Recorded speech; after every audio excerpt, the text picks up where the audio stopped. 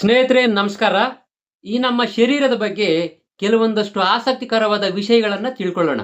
ಎಲ್ಲರೂ ತಿಳ್ಕೊಂಡಿರೋ ಹಾಗೆ ಪ್ರತಿಯೊಬ್ಬರಿಗೂ ಒಂದೊಂದು ಶರೀರ ಇರುತ್ತೆ. ಆದರೆ ಆ ಶರೀರದಲ್ಲಿ 3 ಬಗೆಯ ಶರೀರಗಳು ಇರ್ತವೆ.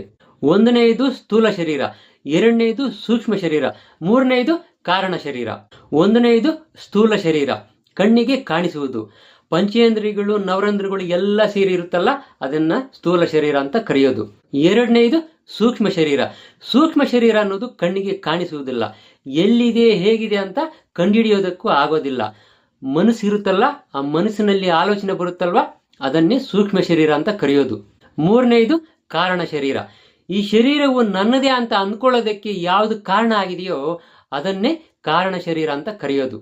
ಈ ಶರೀರವು ನನ್ನದೇ ಅಂತ ಅಂದ್ಕೊಳ್ಳೋದಕ್ಕೆ ಕಾರಣ ಯಾವುದು ಅಂತ ಗೊತ್ತಿಲ್ಲ, ಅದನ್ನೇ ಶಾಸ್ತ್ರವು ಅಜ್ಞಾನ ಅಂತ ಹೇಳುತ್ತೆ.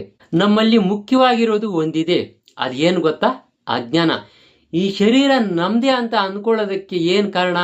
ಅಜ್ಞಾನ, ಗೊತ್ತಿಲ್ಲದೆ ಇರೋದು. ನಮ್ಗೆ ಗೊತ್ತಿರೋದೇನು? ಈ ಶರೀರ. ಆದ್ರಿಂದ ಬೇರೊಂದು ಗೊತ್ತಾಗ್ತಾ ಇಲ್ಲ. ನಮ್ಗೆ ಗೊತ್ತಿಲ್ಲದೆ ಇರೋದು ನಾನು ನನ್ನದು ಅಂತ ಅನಿಸ್ತಾ ಇದೆಯಲ್ಲ, ಅದೇ ಕಾರಣ ಶರೀರ. ಕಾರಣ ಶರೀರದಿಂದ ಸೂಕ್ಷ್ಮ ಶರೀರ ತಯಾರಾಗಿದೆ. ಮೌನ ಇದೆ ಅನ್ಕೊಳ್ಳಿ, ಮೌನದಿಂದ ಭಾವವು ಸೃಷ್ಟಿಯಾಗುತ್ತೆ, ಭಾವದಿಂದ ಭಾಷೆ ಸೃಷ್ಟಿಯಾಗುತ್ತೆ. ಭಾವವು ಎಲ್ಲಿಂದ ಸೃಷ್ಟಿಯಾಯ್ತೋ ಅದು ಸೂಕ್ಷ್ಮ ಶರೀರ. ಭಾಷೆ ಬಂದ್ಮೇಲೆ ಕ್ರಿಯಾರೂಪಕ್ಕೆ ಬರುತ್ತೆ ನೋಡಿ, ಅದು ಸ್ಥೂಲ ಶರೀರ. ಸ್ಥೂಲ ಶರೀರ ಅನ್ನೋದು ನೋಡೋದಕ್ಕೂ ಮುಟ್ಕೊಳ್ಳೋದಕ್ಕೂ ಅನುಕೂಲಕರವಾಗಿರುತ್ತೆ.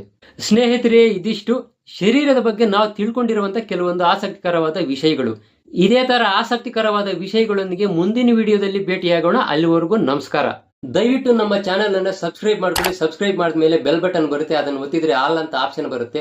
ಅದನ್ನು ಪ್ರೆಸ್ ಮಾಡಿದ್ರೆ ನಾನು ಮಾಡುವ ಎಲ್ಲಾ ವಿಡಿಯೋಗಳು ನೋಟಿಫಿಕೇಶನ್ ಮುಖಾಂತರ ನೀವು ನೋಡ್ಬೋದು.